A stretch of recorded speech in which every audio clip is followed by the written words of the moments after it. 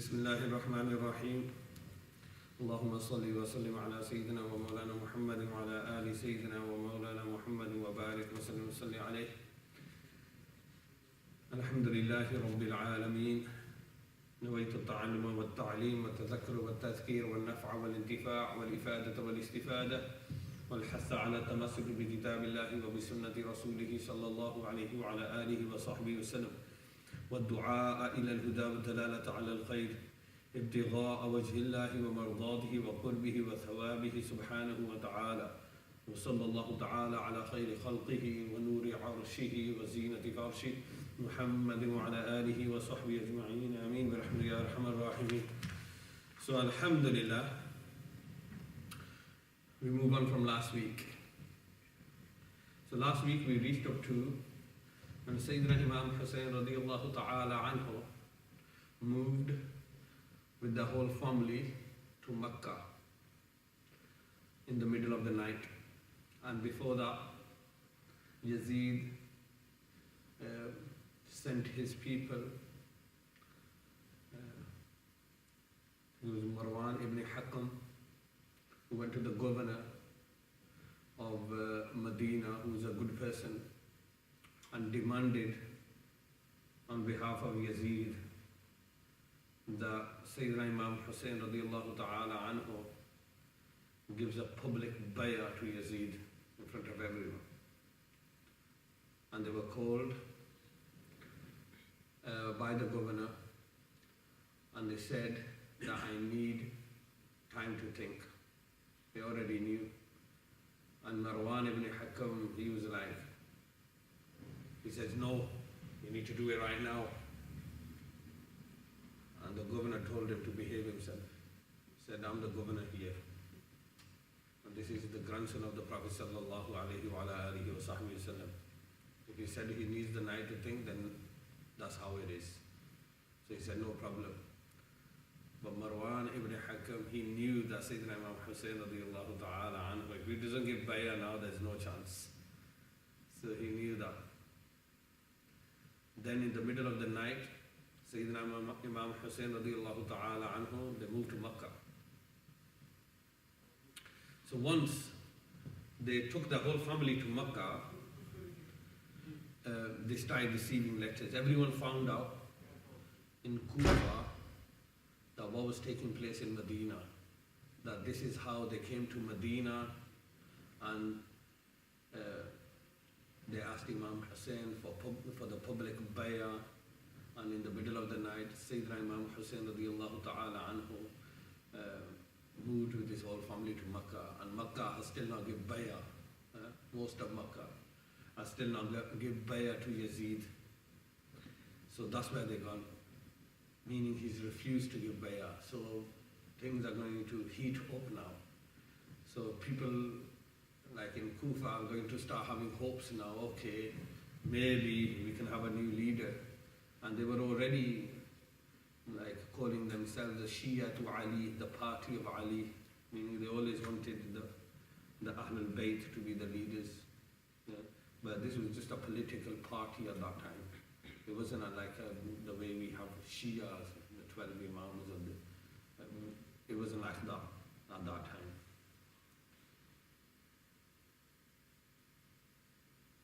So whilst Sayyidina Imam Hassain radiallahu ta'ala anhu was in Makkah, they started receiving letters from Kufa now. Like every single day letters will come. Not one letter, letters upon letters. Up to 4,000 letters, they say, were sent to Sayyidina Imam Hassain radiallahu ta'ala anhu. And in these letters, the Kufans, they will say that you have to be how can you are the grandson of the Prophet sallallahu alaihi wasallam. How can you let such a tyrant? Because it was widely known that Yazid was a tyrant. He was an alcoholic. He was an adulteress. He committed zina. He committed many crimes. And he wasn't a very good Muslim. Everyone knew that. And so how can you, in your life, and you're the grandson of the Prophet ﷺ, how can you let this happen? You have a duty to become our leader and this and that. So they will send all these kind of letters. So at that time, so they were in Makkah. So what they did was their cousin, his name was Muslim ibn Aqil. Muslim ibn Aqil. And Aqil is the older brother, the one older than Ja'far. He's the older brother of Ja'far, meaning the older brother of his father, Hazrat Ali. You can say his Taya, like they say in our language. So it was like it's Ali, Ja'far, Aqil and Talib. Okay? So he was the second eldest son of Abu Talib. So his son Muslim ibn Aqil. So Sayyidina Imam Hassain radiallahu ta'ala anhu, they say to Muslim ibn Aqil that you go to Kufa and you go and find out. You go and find out, like, are these people real? Are they really up for it? Meaning there's going to be a rebellion against the government now, in other words. Are they really up for this? Or are they being truthful? And they really mean what they're writing in their letters? So straight away, Muslim ibn Aqil now, he travels to Kufa. So he travels to Kufa now. When he gets to Kufa, like every single leader of a tribe was coming up to him. They were welcoming him. They were so happy. Like people started having celebrations, in the middle of the city, towns. Like now their hopes were high that Sayyiduna Imam Hassain radiallahu ta'ala anhu is going to come. So they say up to 12,000 tribal leaders come and give bay'ah in the hands of Muslim ibn Aqil, who was taking bay'ah on behalf of who? Sayyidina Imam Hassain radiallahu ta'ala. And them 12,000 had another 40,000 people behind them. How many? 40,000 people behind them. Them 12,000 people. So that's quite a lot of people. So what happens now is once he sees all this, and these people, they give bay'ah. When they give bay'ah and they give you their allegiance, meaning we're with you all the way, life and death, the way with you. On your command we are ready to pick up arms, in other words. So Muslim ibn Aqil was like, wow, he was like really overtaken, and he just couldn't believe the amount of people that was like coming and giving bay'ah, and they was all ready. So what happens now is, he writes a letter to Sayyidina Imam Hassain radiyallahu ta'ala anhu. And in that letter he writes, he said, this is Muslim ibn Aqil, your cousin. I have reached Kufa. And then he tells them everything, and this is how 12,000 tribal leaders have come and give bay'ah. And they told me they have got another 40,000 people behind them, and they can't wait for you. So these people are real, and they're telling the truth, and whatever they wrote in the letter, they're being real, they're truthful about it. So hurry up, come quickly, and bring all your family and come quickly to Kufa. So he writes this letter. Now this letter, how long is it going to take? At least 2 weeks minimum for that letter to get from Kufa, Iraq, to Makkah, Hijaz. 2 weeks is going to take. Now the letter is gone now. So what happens now? So all this commotion which takes place,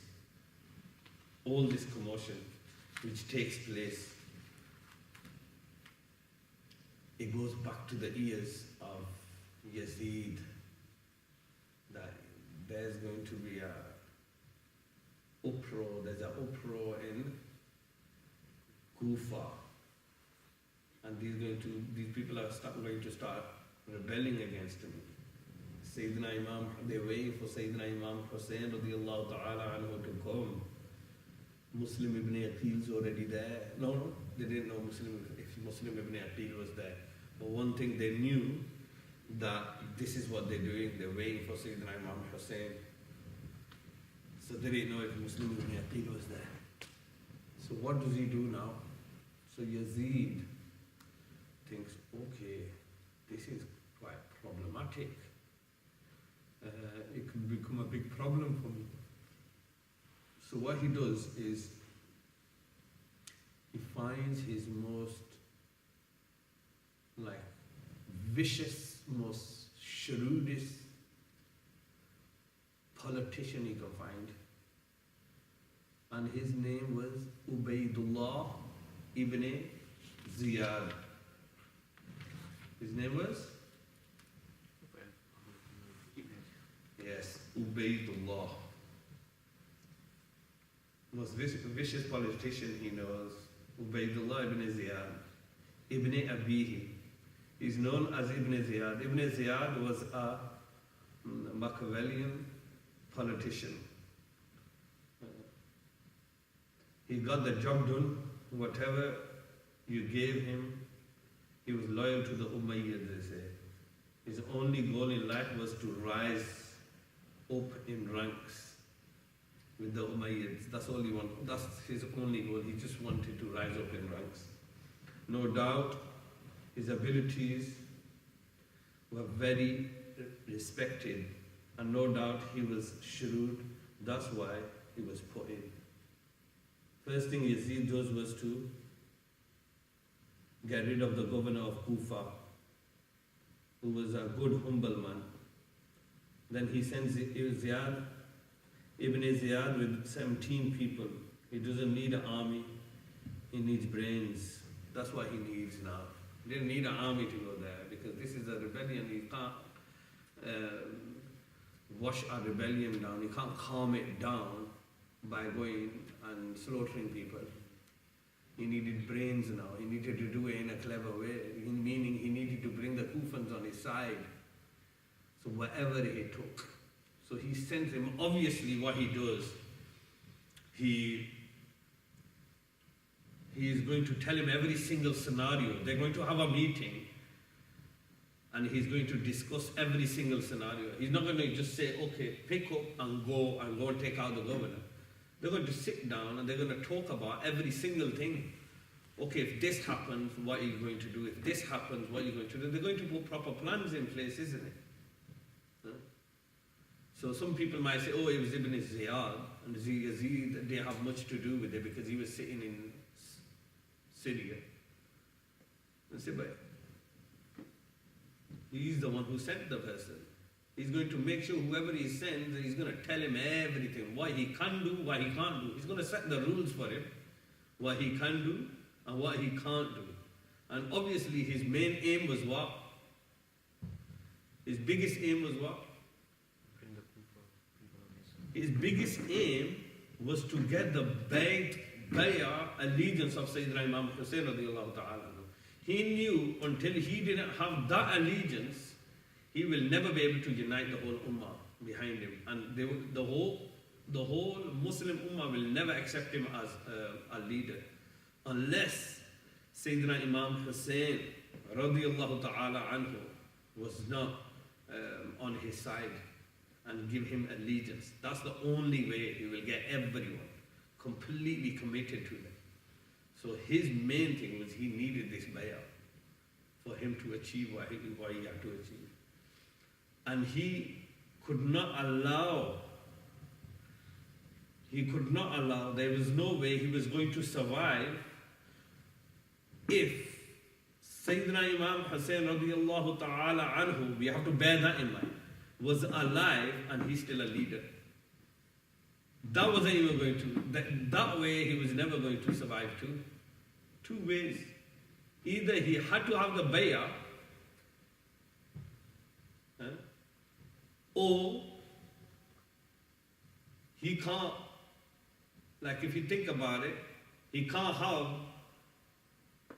the family of the Prophet sallallahu alaihi wa ala alihi wa sahbihi wasallam still around, like Sayyiduna Imam Hassain radiallahu ta'ala anhu, who should have really been the leader at this time, still around while she's around, while she is the leader. Because this is always going to be a problem for him. Something where he has to look over his back. Something where it's not the whole ummah is going to accept him. It will be the same case as Sayyidina Imam Hassan radiallahu ta'ala and Amir Muawiyah. It's going to like become two armies. It could end up in that situation. So he knew that. So when he sent Ibn Ziyad, he knew who he was sending. He must have sat down and made plans and had a good chat about this. Obviously, that's what you're going to do. This is not a small problem. This is quite a big problem. The whole of Kufa is going against him here. So this is quite a big problem. So he knew he shouldn't send an army. So what does he do? He sends Ibn Ziyad and 17 other people. He'll give them money. He gives them everything they need, whatever they needed. Now we're going to find this out once Ibn Ziyad gets there.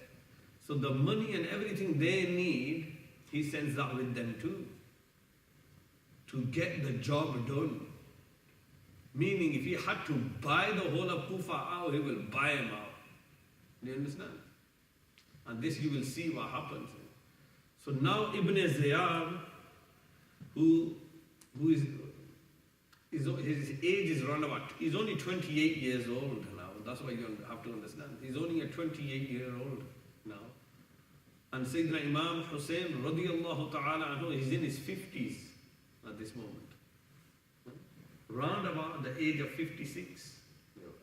Round about the age of 56. Because they were born third after Hijrah. I'm sure they were born. Sayyidina Imam Hassain. No, third, Sayyidina Imam Hassan radiallahu ta'ala. And the fourth year after Hijrah, in the month of Sha'ban, it was Sayyidina Imam Hassain radiallahu ta'ala. They were born. So now Ibn Ziyad goes now. So when he gets to Kufa, and as he walks in, he does a clever move now. What he does is, the people of Syria, obviously, even in this world, people from different countries dress up differently. So what does he do? He dresses up as a Hijazi, as a person from Hijaz, Makkah, not as a Syrian, not as a person who's from Sham.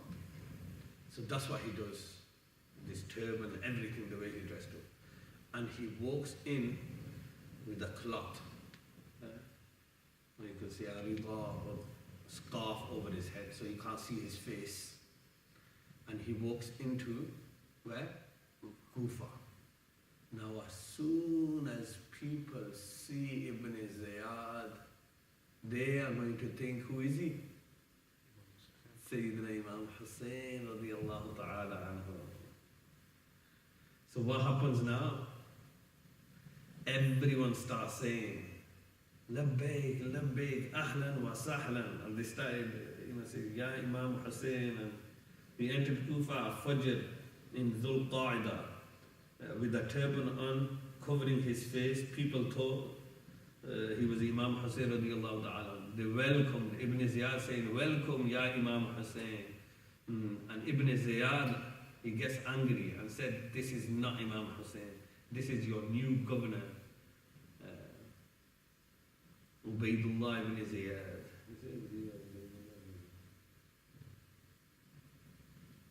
Ubaydullah ibn, this is your new governor. So Ibn Ziyad understood, and he was aware of the plot now. So he dressed one of his, so what does he do? Now he clicks on, this is a big problem now. So what does he do? So they say he dresses up one of his, 17 people who go with him, one of his men in tattered clothes, and gave him a sack of money. He told him to find Muslim ibn Aqil, and that no one will recognize him. He was to tell everyone that he was He was the he was a Shia to Ali, Ahl Shia, Shia to Ali, sent from Sham in support of Imam Hassain, and that he will only give the money directly to Muslim ibn Aqil. So his job was to make himself known to the Shia to Ali political group until he finds Muslim ibn Aqil, and that he has an amana for Muslim ibn Aqil from the Shia to Ali of Sham, for the party of Ali of Sham, the people who are the Shia to Ali of Sham.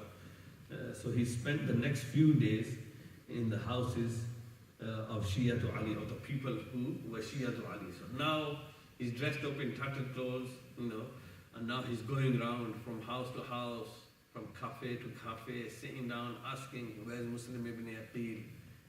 So they've got information now that Muslim ibn Aqil is there. So, but who is looking after him now? This is what they want to find out, first thing. So now the only way is money. So people will say, give me the money, I'll take it to him. He said, no. This is an amana, and I am being instructed to only give it in the hands of Muslim ibn Aqil. I'm not allowed to give it to anyone else in Kufa. So people obviously are going to back off now when he says that.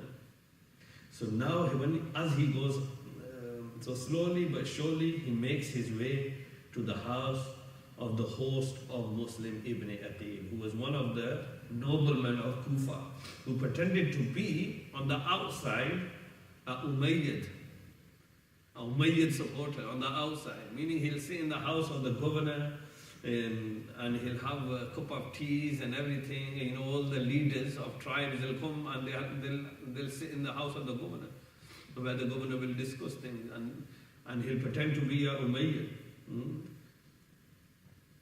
He was very well known to the governor too, but was hiding his true identity, and secretly he was a Shia to Ali, because it's a political group which is against the current leader. You have to understand that, okay? His name was what? Hani. His name was Hani ibn Urwa. And he was considered as one of the leaders of Kufa, like a senator or a congressman of today, what you can say. Hani was publicly Umayyad. He was visiting the governor's mansion every day, sitting and drinking tea with him. But secretly he was a Shia to Ali, a pro-Hussein supporter. Okay, so the spy now uncovers. So this spy which is sent by Ibn Ziyad, so he uncovers the Hani is hiding Muslim ibn Aqil. Hani insists. So when he gets to Hani, he says, where's Muslim ibn Aqil? Hani insists that you have to hand over the money to me. This is what Hani says to him. And that he will pass the money on over himself. So Hani still doesn't give up Muslim ibn Aqil. He says, no, give me the money and I'll give it him. So the spy hands the money to Hani and then disappears, because he's done his job now.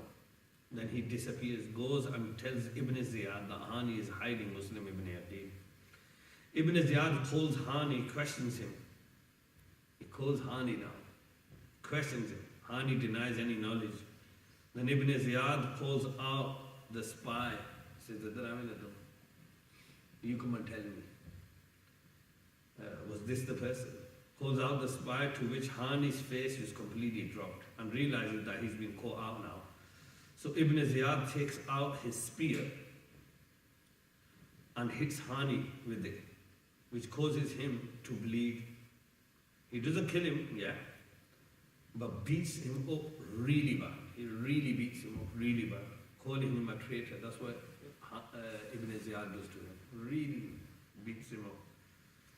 When the news spreads of Hani's beating around the city, the tribesmen of Hani, now he's got a tribe underneath him, come to the mansion and demand Hani to be, their leader Hani to be handed over. Otherwise, they said, we will rebel. But Ibn Ziyad calms the situation. He's a politician now. He's not going to say, okay, arrest him.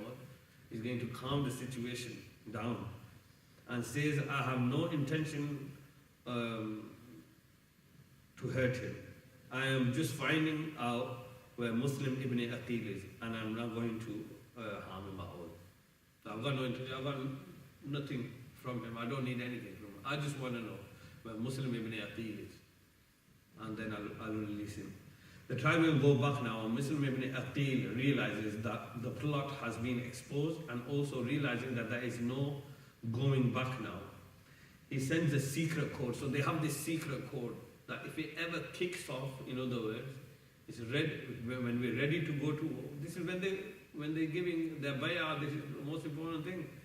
So when we're ready to go to war, they're going to have a certain code, a message which was put in place. And only the Shia, they knew about it, the Shia to Ali. Because they say this same group, this political group, they did go through a lot of political repression. That's why they believe in what's it called, taqiyya. They believe in that, meaning when a Muslim is allowed under Sharia law to lie.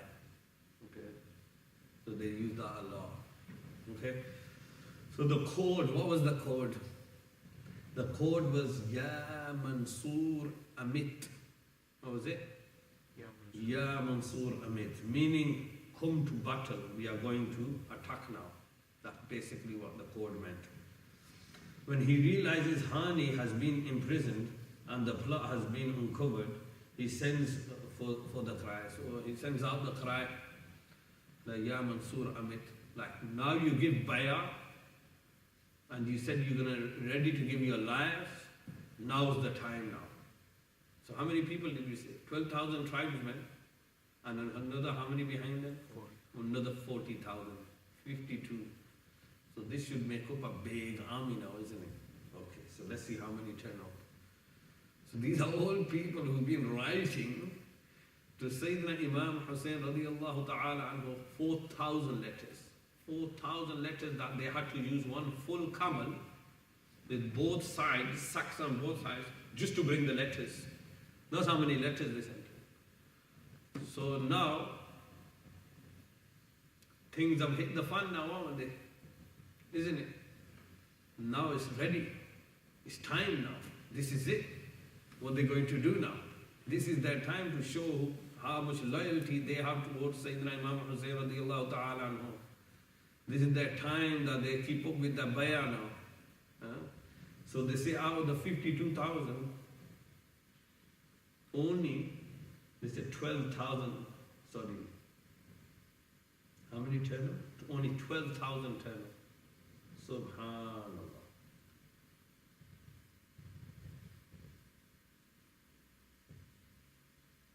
Sorry, not even 12,000. Even 4,000 they say turn up. Out of Allah. But when the cry comes out, only 4,000 out of the 12,000 even turn up who give bay'ah. And out of the altogether the 52,000, only 4,000 turn up. Armed, ready to fight, which wasn't still too bad as they agreed. They are going to march straight to the governor's mansion, free Hani and kill Ibn Ziyad. This was the plan.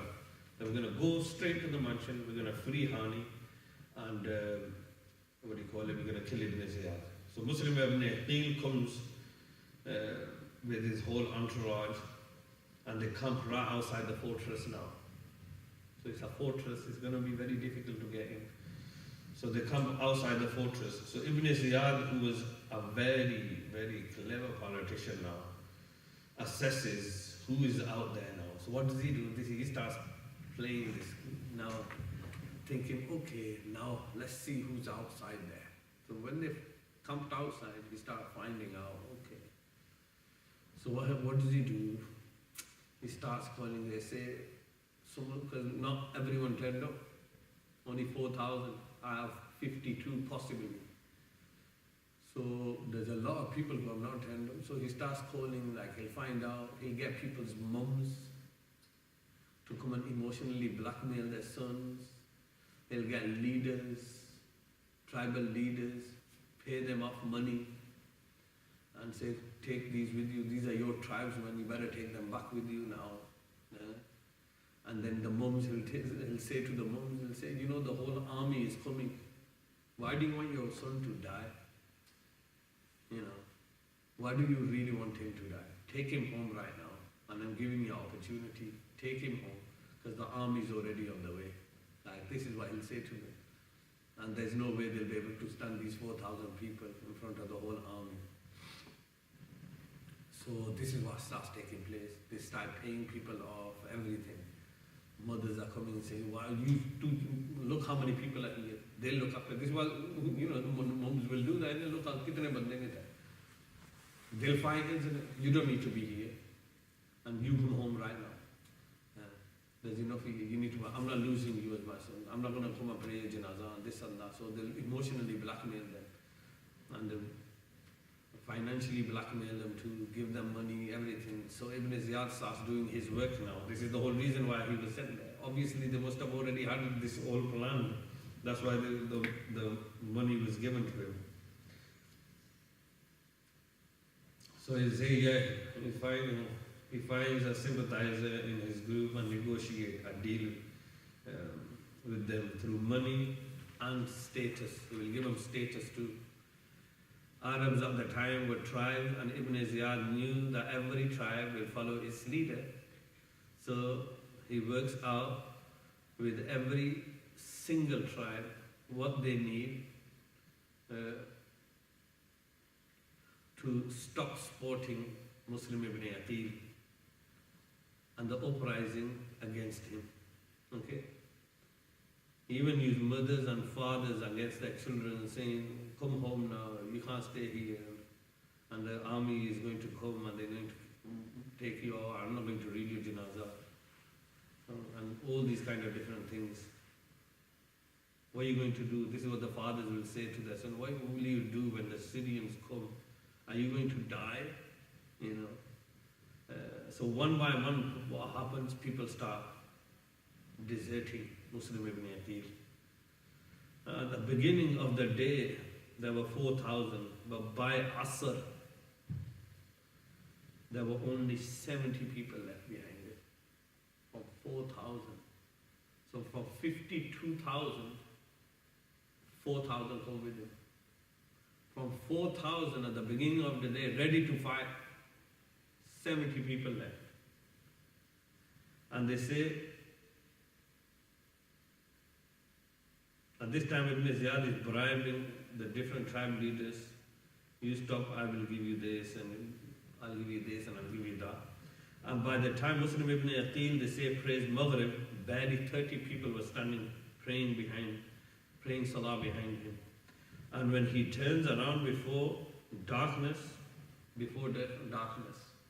only 10 people. So when he sees 10 people, they knew that's it, there's no one left. So now they've gone to an area where it's a stronghold of the Shia to Ali. Let me see what the area was called. Kinda. It's called Kinda. This area called Kinda. And it's a stronghold of these Shia to Ali people. Okay, the party of Ali. So whilst he's going, and when he looks behind, one by one, them 10 people have disappeared also. Does it stop? It's recording by saying low battery, 10%. Okay, I don't think it's on properly, is it on? So, It's recording. It's on. Which one's the low battery? Oh, that's alright, that's fine. Yeah, not the camera. That's alright. Okay. So what happens now is when he looks behind, even them 10 have disappeared too now. And he finds himself completely on his own now. No money, no food, no nothing, and no people behind too. So what does he do? He starts knocking on door to door, trying to find a place where he can hide. So he starts acting like, a beggar or someone. So he knocks on this woman's door, and she opens the door. He says to her, that, I need some food. So she goes in and gets him some food, but he doesn't go. So she says, why are you still here? I've just given you some food. And then he doesn't know what to do now, so he reveals himself. He said, I'm Muslim ibn Aqil, and this is what's just happened, and I need somewhere to stay. So this old woman, she feels sorry for him. She says, okay, you can come and stay at mine. So she lets him in and hides him. So the old woman has a son who comes the next day, and when he comes, the old woman says to him, promise me, because the old woman's Shia to Ali as well. This Shia to Ali is supposed to be all out for Sayyiduna Imam Hassain radiallahu ta'ala anhu, all out for the whole Ahlul Bayt, including Muslim ibn Aqil radiallahu ta'ala. So she goes, promise me you're not going to tell anyone. He goes, I won't. She said, I'm hiding Muslim ibn Aqil. So he finds out. She goes, and he goes, all right, I won't tell anyone. So what does Ibn Ziyad do? Now he's sending his chief police officer one by one to all the masajid to find out where this Muslim ibn Aqil is hiding and who's hiding him. And they're telling everyone, we're going to give this much, whoever tells us, we're going to give him such a reward, this much money, because they want to catch Muslim ibn Aqil now. They can't allow him to get away. So they are going into each mosque, and whilst they're in the mosque, and one of the chiefs, the police officers, you can say, when he announces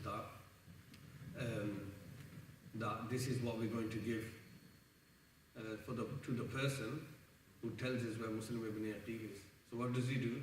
This person, even he sells Muslim ibn Aqil out, tells him over money. He says, yeah, my mother's looking after, he's at my house, my mum's house, and she's hiding him. The whole house is surrounded with Ibn Ziyad's troops. He tries to fight, but he's completely outnumbered. They threatened to burn the house down, but he didn't want any difficulty to come to the old woman, Muslim ibn Aqil. So whoever comes near him, he's taking him out. Whoever's coming and fighting with him, he's taking him out, and they can't have him. So what do? They say, we're going to burn the whole house down if you don't surrender. So because of the old woman who took him in, he could have allowed this to happen. So what happens then? The leader of the entourage, his name was Abdul Rahman ibn Muhammad Abu al-Ash'ar. Well known with the scholars, this person is. What's his name? Abdul Rahman ibn Muhammad ibn al-Ash'ar. Well known with the scholars and the historians. He was the leader of the group who came to arrest Muslim ibn Aqil. After he promises he won't be harmed, which was obviously broken afterwards. This is what he promised him. He said, you won't be harmed. You come and surrender yourself, I promise you won't be harmed. But Muslim ibn Aqil, he knew this impossible. So on the way to the governor's house, Muslim ibn Aqil,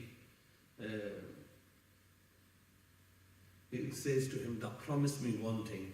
No matter what happens to me, just do one thing for me. And this is what he says to that Abdul Rahman ibn Muhammad. He says, just promise me one thing you'll do for me. And obviously, they were men of their words. He says, I promise you. What do you want me to do? He says, I don't care what happens to me. But what I want you to do, he goes, is get a message to Imam Hassain radiallahu ta'ala anhu that Ibn Aqil has sent you, that he has been taken prisoner, that he could be killed, and that you go back to Makkah, don't come here. The people of Kufa have betrayed us and will betray you. Leave, flee for your lives. The Kufans have lied. Do not come here, go back to Makkah. So Ibn Ash'ar promised that no matter what happens, his promise is Ibn Aqil, that no matter what happens to you, I promise I will give him this message, and you have my word. He gives him his word. And so on the night of Dhul Hijjah, the day of Arafah, Muslim Ibn Aqil is taken to Ibn Ziyad, who beats him first and is also really rude to him. On the 9th of Dhul Hijjah, 60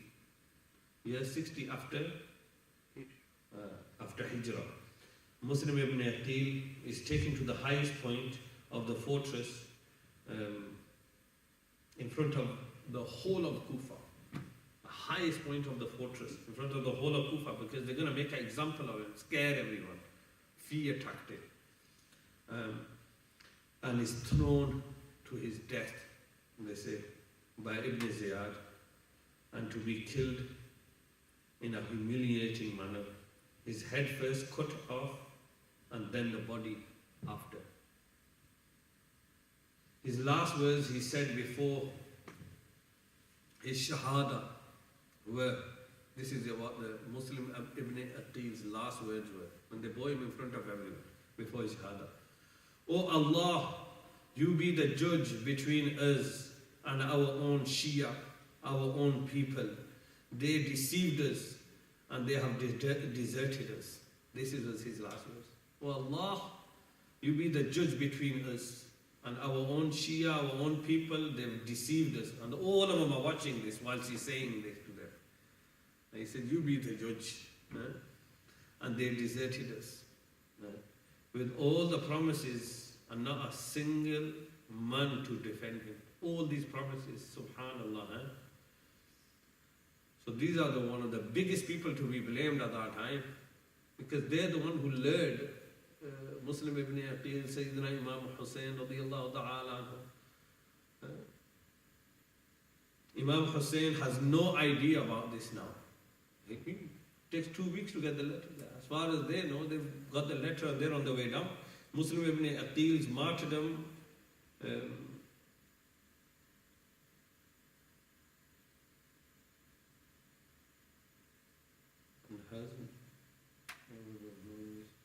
and they have no knowledge of the martyrdom of Muslim ibn Aqil has already taken place.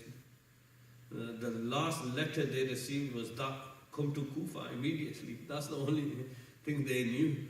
And everyone is ready. They all given bay'ah. 12,000 people have given bay'ah, and they've got 40,000 people behind them. And they are with us, and they're ready. They've promised. They're ready to give their lives for us and everything for you, Ya Imam Hassain radiallahu ta'ala anhu. So hurry up, come now. In this day and age, it would take at least 2.5 weeks to send a message from Kufa to Makkah. So they're never going to know about all this. Muslim ibn Aqil was deserted and executed. The host Hani ibn Urwa, he was crucified. Look at this, what they did. Look at this fear tactic. He was crucified in public alongside many other key players in the city centre. And this is where they crucified them, in the city centre. They crucified them, stuck nails in them. In the city centre for everyone to get scared. And that's how they used to scare, people. They used to crucify them and things like that, kill them and hang them on poles. This was the way they used to scare people and make people, make sure they do not rebel against them. And to send a message to them that this is what will happen if you turn against the Umayyad dynasty. Ibn Ziyad did this with only 17 men with him. He didn't bring no army. It was just a matter of buying the Kufans out, and also the fear tactics of what might happen if we disobeyed Ibn Ziyad. So we're going to finish here, inshallah, and then we're going to start from the journey of Sayyidina Imam Hassain radiallahu ta'ala anhu after they received the letter from Ibn Aqil, and when they set off, what happens, inshallah, on the next bar. Wa akhiru da'wana alhamdulillahi rabbil alameen.